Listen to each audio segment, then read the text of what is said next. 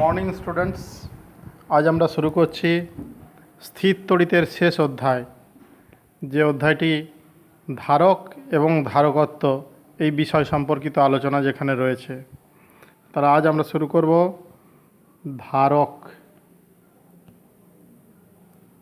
ও ধারকত্ব।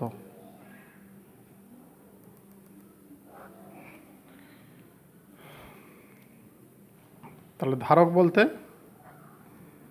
Capacitor, আর ধারকত্ব হচ্ছে capacitance. তাহলে capacitor and capacitance.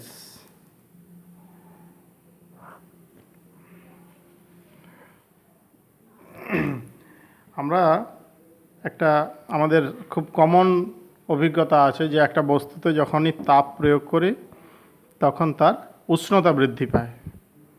এবারে একই পরিমাণ তাপ আমি দুটি বিভিন্ন বস্তু, যেমন ধরলাম যে আমি 50 গ্রাম জল নিলাম, 50 গ্রাম দুধ নিলাম, কিন্তু একই পরিমাণ তাপ দুটোতেই প্রয়োগ করলাম, তাহলে কি দেখা যাবে? দেখা যাবে যে বিভিন্ন বস্তু বিভিন্ন উষ্ণতা পর্যন্ত উত্তপ্ত হচ্ছে। অর্থাৎ এক্ষেত্রে জলের উষ্ণতা যতটা বাড়বে, দুধের উষ্ণতা সেই একই পরিমাণ কিন্তু বাড়বে না, আলাদা হবে। তো এক্ষেত্রে তাহলে আমরা দেখতে পেলাম যে কোনো একটা বস্তুকে তাপ দিলেও তার উষ্ণতার পরিবর্তনটা ডিপেন্ড করছে আমরা কি ধরনের পদার্থ রেখেছি তার উপরে। একইভাবে যদি কোনো বস্তুতে আমি আধান দিই, আধান যদি ধরলাম আমি কিউ পরিমাণ আধান দিই, তাহলে দেখব তার মধ্যে একটা বিভবের পরিবর্তন হচ্ছে, অর্থাৎ বিভব বৃদ্ধি পাচ্ছে।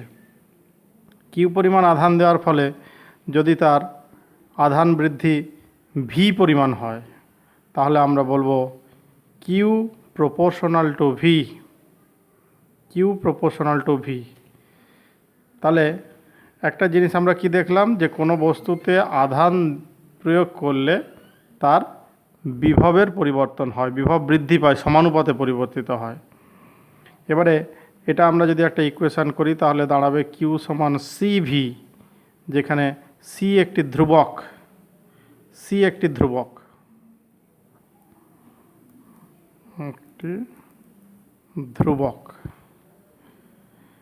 এই ধ্রুবকটির নামই হচ্ছে পরিবাহীর ধারকত্ব।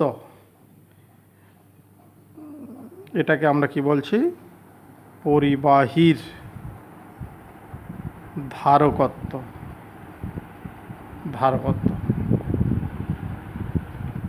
তাহলে কিউ সমান সিভি, এই রিলেশান থেকে আমরা লিখতে পারি ধারকত্ব সি সমান কি? ধারকত্ব সি সমান কিউ বাই ভি, যেখানে কিউ নির্দেশ করছে আধানের পরিমাণ,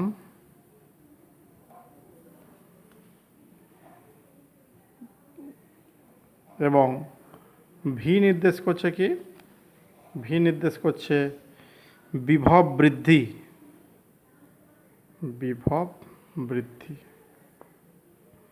এবারে যদি এই ভি এর মান 1 হয় তাহলে কি হবে? তাহলে সি সমান কিউ হবে। তাহলে ভি সমান 1 হলে সি সমান কিউ। এইখান থেকে আমরা ধারকত্বের একটি সংজ্ঞা পেয়ে যাব। আমরা কি বলতে পারি? যে কোনো পরিবাহীর বিভব একক পরিমাণ বৃদ্ধি করতে যে পরিমাণ আধানের প্রয়োজন, কোনো পরিবাহীর বিভব একক পরিমাণ বৃদ্ধি করতে যে পরিমাণ আধানের প্রয়োজন, তাকেই বলা হয় ওই পরিবাহীর ধারকত্ব। এখন এই ধারকত্ব একটি স্কেলার রাশি। এই ধারকত্বের বিভিন্ন পদ্ধতিতে বিভিন্ন একক ব্যবহার করা হয়। আমরা এখন জানব ধারকত্বের একক। মনে রাখবে, সিজিএস পদ্ধতিতে ধারকত্বের একক হচ্ছে স্ট্যাট ফ্যারাড। এটাকে বলা হচ্ছে স্ট্যাট ফ্যারাড। তাহলে এইটা হচ্ছে সিজিএস বা এটাকে আমরা ইএসইউ পদ্ধতিও বলতে পারি। এবারে এক ইএসইউ ধারকত্ব বা এক স্ট্যাট ফ্যারাড ধারকত্ব বলতে আমরা কি বোঝাবো? এক স্ট্যাট ফ্যারাড ধারকত্ব বলতে কি বোঝাবো? না, এক স্ট্যাট ফ্যারাড ধারকত্ব বলতে বোঝাবে যে কোনো পরিবাহীকে এক ইএসইউ আধান দিলে, কোনো পরিবাহীকে এক ইএসইউ আধান দিলে, যে কিউ এর মানটা যদি 1 হয় তাহলে কি হবে? সি এর মানটা 1 হবে যদি ভি এর মানটা 1 হয়। তাহলে আমরা সংজ্ঞাটা এভাবে বলতে পারি, কোনো পরিবাহীকে এক ইএসইউ আধান দিলে যদি বিভব এক ইএসইউ বৃদ্ধি পায় তাহলে ওই পরিবাহীর ধারকত্বকে আমরা বলবো এক স্ট্যাট ফ্যারাড। তাহলে পরিবাহীর ধারকত্বকে আমরা বলবো এক স্ট্যাট ফ্যারাড। একইভাবে যদি এসআই পদ্ধতিতে ধারকত্বের একক বলা হয়, এসআই পদ্ধতিতে, তাহলে তার একক হবে কি? ফ্যারাড। ফ্যারাড সংক্ষেপে মনে রাখবে, এটাকে এফ দিয়ে প্রকাশ করা হয়। তো আগের মতোই এক ফ্যারাডের আমরা সংজ্ঞা কীভাবে দেব?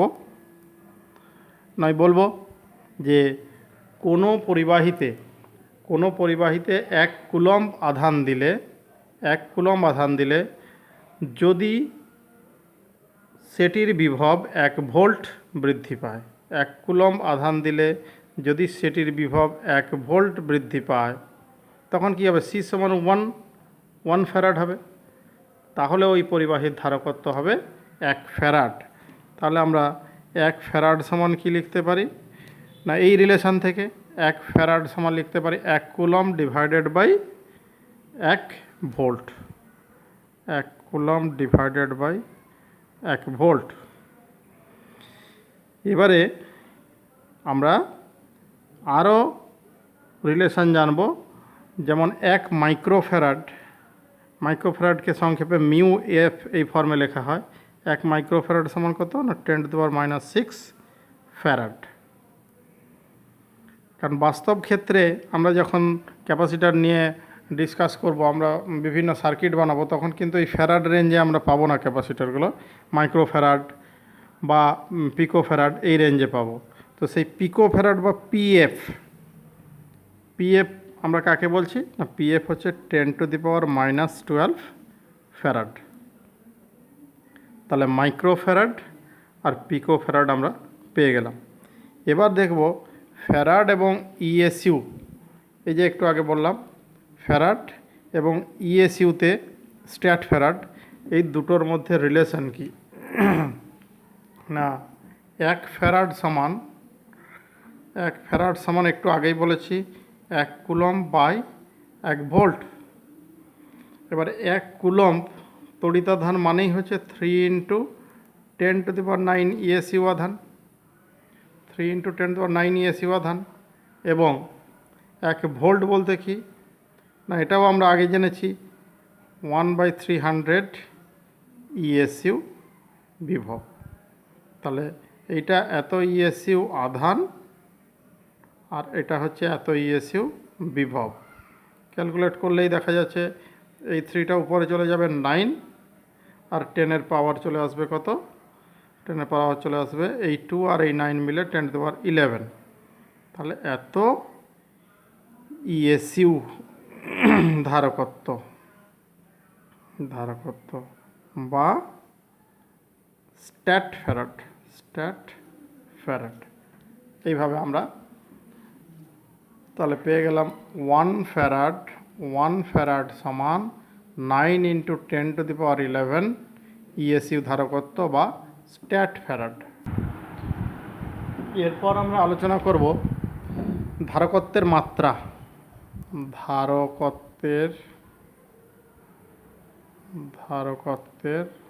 মাত্রা, ডাইমেনশন। তাহলে আমরা এটুকু জানি যে যেহেতু সি সমান Q/V, এটা একটু আগেই জানলাম, আধান ডিভাইডেড বাই বিভব। এবারে আধানটাকে আমি যেমন আছে রাখলাম, বিভবটাকে আমি কি বলতে পারি?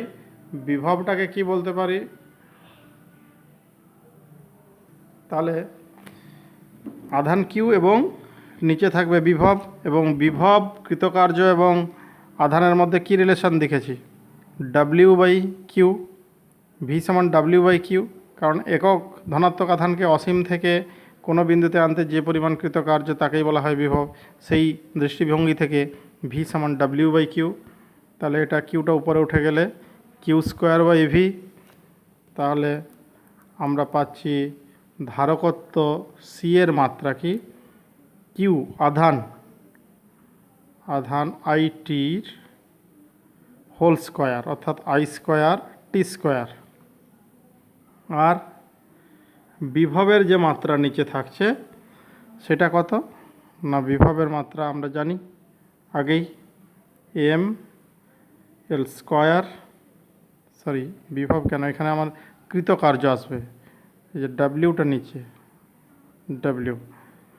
তাহলে কৃতকার্য নিচে থাকলে কৃতকার্যের মাত্রা কি, M L square T inverse 2। তাহলে এটা দাঁড়ালো এম উপরে গেলে M inverse 1, L inverse 2, T উপরে গেলে স্কোয়ার আর ওই square T to the power 4 আর আই স্কোয়ার। এটি হলো ধারকত্বের মাত্রা, এটি মনে রাখবে, বা যখন দরকার এটা বের করে নিতে পারো। M inverse 1, L inverse 2, T to the power 4 I square. Next আমরা দেখব এই ধারকত্ব বিষয়টি, ধারকত্ব কি কি বিষয়ের উপরে নির্ভর করে।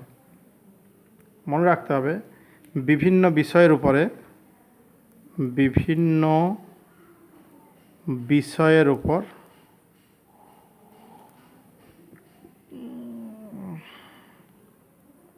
ধারকত্বের নির্ভরতা।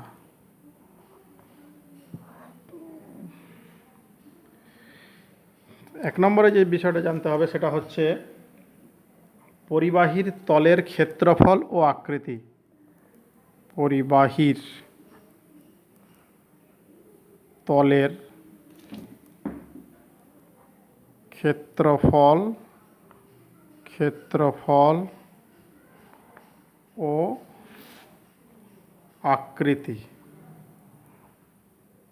ক্ষেত্রফল ও আকৃতির উপরে কিভাবে নির্ভর করে না, বলা হচ্ছে অন্য কোনো পরিবাহীর প্রভাব থেকে মুক্ত একটি বিচ্ছিন্ন পরিবাহীর ধারকত্বের মান তার তলের ক্ষেত্রফলের উপরে নির্ভর করে। এই যে যদি আমার একটা পরিবাহীর তল হয় এবং এ যদি অন্য কোনো প্রভাব থেকে মুক্ত হয়, তাহলে এর ধারকত্বের মান এর ক্ষেত্রফলের সাথে সমানুপাতিক, অর্থাৎ ক্ষেত্রফল যত বাড়বে ধারকত্ব তত বৃদ্ধি পাবে। ক্ষেত্রফলের উপরে নির্ভর করে। তাহলে ক্ষেত্রফল যত বৃদ্ধি পায় পরিবাহীর বিভব কমে আমরা জানি, এবং বিভব কমলে ধারকত্ব বাড়ে। কারণ আমাদের ওই যে রিলেশান কিউ সমান সিভি ছিল, সেখান থেকে আমরা কি বলতে পারি, সেখান থেকে বলতে পারি সি সমান কিউ বাই ভি। এবারে কিউ যদি কনস্ট্যান্ট হয়, কোনো একটা পরিবাহীর আধান যদি কনস্ট্যান্ট হয়, তাহলে দেখা যাচ্ছে যদি বিভব বাড়ে তাহলে ধারকত্ব কমবে, বিভব কমলে ধারকত্ব বাড়বে। তাহলে ক্ষেত্রফল বৃদ্ধি পেলে যেহেতু বিভব কমে যায় তাই ধারকত্ব বেড়ে যায়। এটি আমাদের মনে রাখতে হবে। এরপর দেখব পারিপার্শ্বিক মাধ্যমের প্রকৃতির উপরে এটা নির্ভর করে। পারিপার্শ্বিক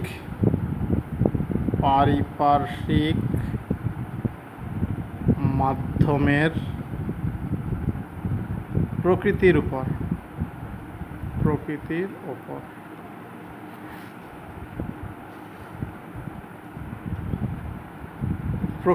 নির্ভর করে। কিভাবে নির্ভর করে না, বলা হচ্ছে পরিবাহীর চারদিকে বায়ুর পরিবর্তে যদি অন্য কোনো পরাবৈদ্যুতিক মাধ্যম থাকে তাহলে পরিবাহীর ধারকত্ব বেড়ে যায়। পরবর্তীকালে যখন ক্যাপাসিটার নিয়ে আলোচনা করব, ক্যাপাসিটার যন্ত্রে যেখানে দুটো ধাতব পাত থাকে এবং তার একটা পাতকে আধান দেওয়া হয় আর একটা পাতকে আর্থ করা হয়, ভূসংলগ্ন অবস্থায় রাখা হয়, তখন আমরা দেখব যে এখানে এই ধারকটির ধারকত্ব বায়ু বা শূন্য মাধ্যম থাকলে যা হবে, যদি আমরা সেখানে অন্য কোনো পরাবৈদ্যুতিক মাধ্যম ব্যবহার করি তাহলে কিন্তু তার ধারকত্ব বৃদ্ধি পায়। এটা আমরা দেখব। আর 3 নম্বর যে পয়েন্টটা আলোচনা হবে সেটা হচ্ছে অন্যান্য পরিবাহীর উপস্থিতি। অন্যান্য পরিবাহীর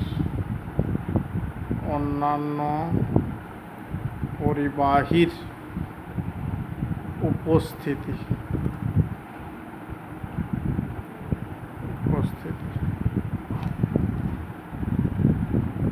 অন্যান্য পরিবাহীর উপস্থিতি কিভাবে প্রভাবিত করে না, বলছে কোনো পরিবাহীর ধারকত্বের মান পরিবেশে উপস্থিত অন্যান্য পরিবাহীর উপর নির্ভর করবে। এবারে পরীক্ষাধীন আহিত পরিবাহীর কাছে অন্য কোনো পরিবাহী যদি থাকে, বিশেষ করে ওই পরিবাহী যদি ভূসংলগ্ন হয়, তাহলে আমি যে ক্যাপাসিটরটার কথা বলছিলাম তার এখানে একটি ধাতব প্লেট আছে, এবারে পাশের ধাতব প্লেট এর ধারকত্ব বাড়িয়ে দেবে, এবং এটা যদি ভূসংলগ্ন থাকে তাহলে এর ধারকত্ব আরও বেশি হবে। তাহলে আমরা দেখতে পাচ্ছি অন্যান্য পরিবাহী যদি উপস্থিত থাকে তাহলে কোনো একটা পরিবাহীর ধারকত্ব বৃদ্ধি পায়। এই হচ্ছে বিভিন্ন বিষয়ের উপরে পরিবাহীর ধারকত্বের নির্ভরশীলতা। এরপরও আমরা পরের পয়েন্টে, এরপর দেখো পরিবাহী গোলকের ধারকত্ব। পরিবাহী গোলকের ধারকত্ব। তো পরিবাহী গোলকের ধারকত্ব যদি আমাদেরকে নির্ণয় করতে হয় তাহলে আগে যে আলোচনাটা করব যে একটা পরিবাহী গোলক যদি থাকে এবং তার ব্যাসার্ধ যদি আর হয় এবং তার পৃষ্ঠে যদি কিউ পরিমাণ আধান রাখা হয়, তাহলে আমরা আগেই জেনেছি যে সেই আধানটা কেন্দ্রে থাকলে যে প্রভাব সৃষ্টি করবে বিভবের ক্ষেত্রে, সেই একই প্রভাব এক্ষেত্রে সৃষ্টি হবে। অর্থাৎ এই আর ব্যাসার্ধ বিশিষ্ট পরিবাহী গোলকের পৃষ্ঠে আমি যদি কিউ আধান দিই তাহলে ওই পরিবাহী গোলকের বিভব কী হবে, এই গোলকের বিভব, তাহলে পরিবাহী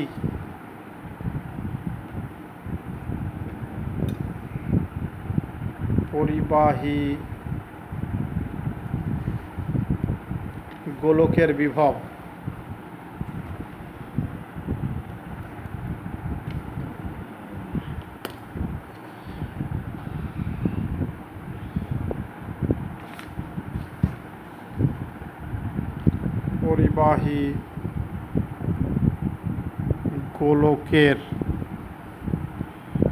পরিবাহী গোলকের বিভব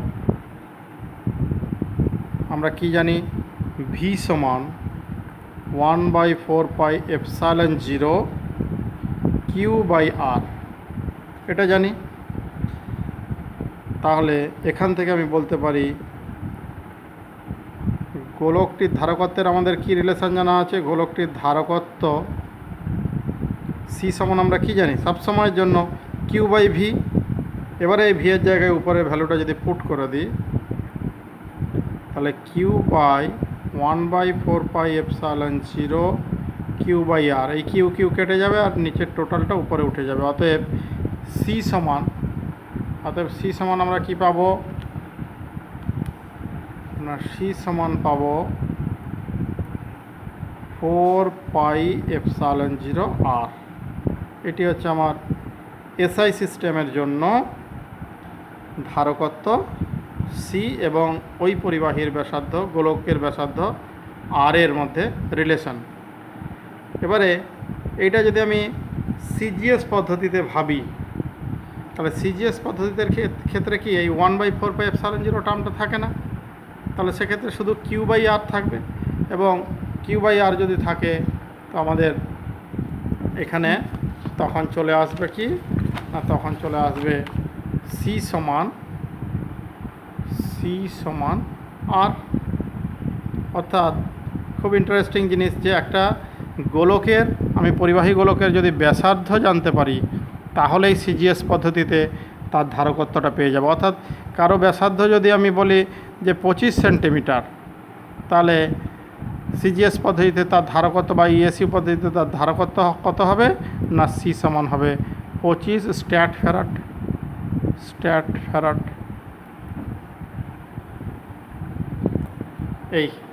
এই হচ্ছে ধারকত্বের একক সম্পর্কিত।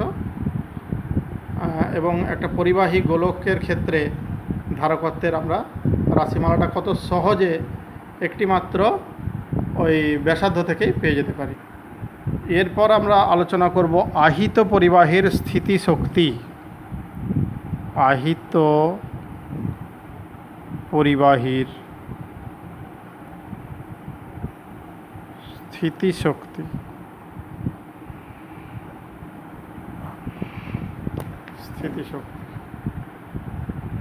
তাহলে স্থিতিশক্তি সম্পর্কে আমাদের আগেই ধারণা আছে। স্থিতিশক্তি কি না, বলা হচ্ছে যে কোনো পরিবাহীকে আধান দেওয়ার সময় কিছু পরিমাণ কাজ করতে হয়, ওই কাজ করতে যে শক্তি ব্যয়িত হয় সেটাই হচ্ছে আহিত পরিবাহীটির স্থিতিশক্তি। তাহলে এইখানে আমার যদি কোনো একটা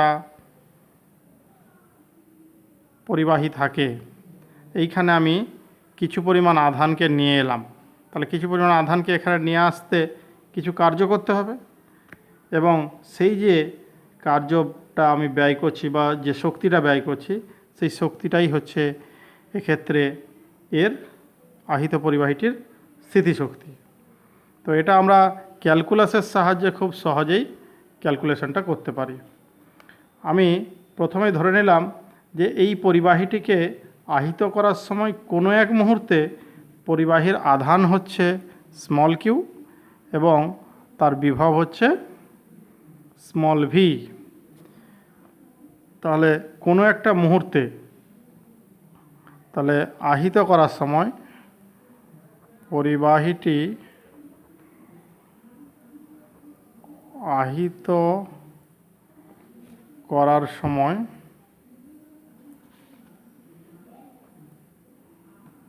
কোনো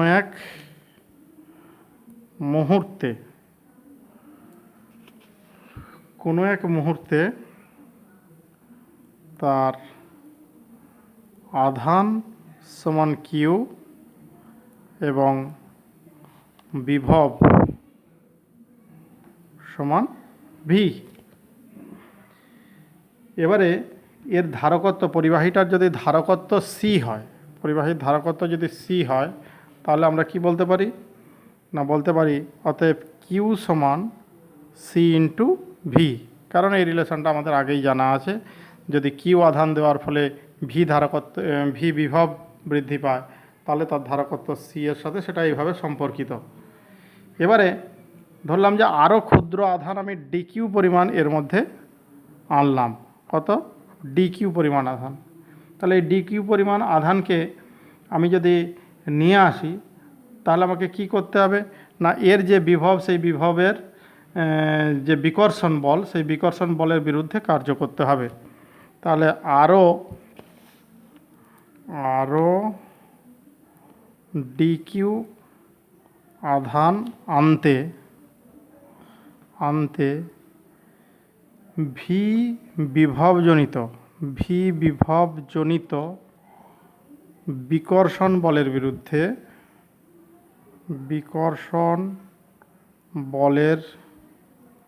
বিরুদ্ধে কৃতকার্য কত না, কৃতকার্য ডিডাব্লিউ সমান হয়ে যাবে আমার ভি ইন্টু ডিকিউ, কারণ বিভব ভি আছে, ডিকিউ আধান নিয়ে এসছে। এবার ভি সমান আমি আগের রিলেশন থেকে কি বলতে পারি, কিউ বাই সি। অতএব ডিডাব্লিউ সমান Q by C into d Q. এবারে তাহলে আমি এইটার যদি শেষ পর্যন্ত আমি কিউ পরিমাণ আধান নিয়ে আসি, আমি কত আধান আনছি, কিউ পরিমাণ আধান। এই কিউ পরিমাণ আধান আমি শুরু করেছি একদম নিস্তড়িত অবস্থা থেকে, তাহলে আমি জিরো অবস্থা থেকে কিউ পরিমাণ আধান এর মধ্যে নিয়ে এসেছি। তাহলে সেই পুরো আধানটা নিয়ে আসতে মোট কৃতকার্যটাকে আমি ডাব্লিউ দিয়ে প্রকাশ করছি। তাহলে মোট কৃতকার্য মোট মোট কিউ পরিমাণ আধান কিউ পরিমাণ আধানে আহিত করার জন্য মোট কৃতকার্য ডাব্লিউ সমান কত হবে না ইন্টিগ্রেশন অফ ডিডাব্লিউ সমান integration of Q by C d Q. এর লিমিট কী দেবো না 0 থেকে কিউ পর্যন্ত আগেই বলেছি, তাহলে এটা 1/c বাইরে থাকলো, কিউ ডিকিউ মানে কিউ স্কোয়ার বাই 2, এর লিমিট 0 to capital Q, that is 1/c Q square by 2 minus 0 square by 2, অর্থাৎ half Q square by C. এই সিটা আমি ভেতরে ঢুকে দিলাম, কিউ স্কোয়ার বাই সি ফর্মে লিখলাম। এবারে যেহেতু আমরা জানি যে কিউ সমান সিভি, তাহলে কিউ স্কোয়ারের জায়গায় সি স্কোয়ার ভি স্কোয়ার হতে পারে, এবং একটা সি নিচে কেটে গেলে হাফ সিভি স্কোয়ার, এটাও স্থিতিশক্তি লেখার একটা ফর্ম। আবার আমরা জানি কিউ সমান সিভি, তাহলে এখানে একটা সিভির জায়গায় আমি কিউ লিখে দিতে পারি, তাহলে এটাও লিখতে পারি যে হাফ কিউ ইন্টু ভি। এইভাবে তিনটি ফর্মে, এটা একটা ফর্ম ডাব্লিউ সমান half Q square by 2c, আবার ডাব্লিউ সমান হাফ সিভি স্কোয়ার, এটা একটা ফর্ম, এবং 3 নম্বর ফর্ম হচ্ছে হাফ কিউ ইন্টু ভি। এই তিনটি ফর্মে আমি স্থিতিশক্তিকে প্রকাশ করতে পারি, কারণ কৃতকার্য মানেই আমি আগে বলেছি এখানে স্থিতিশক্তি। তাহলে এতটা পর্যন্ত আলোচনা করলাম। এরপরে আমরা দেখব যে দুটি বিভিন্ন পরিবাহীর মধ্যে কিভাবে আধান বন্টন করা যায়, সেটা আমি নেক্সট আলোচনাতে রাখছি। এই পর্যন্ত থিওরিতে যা নিউমেরিক্যালস করা যায় সেটা করার চেষ্টা করতে হবে। ওকে।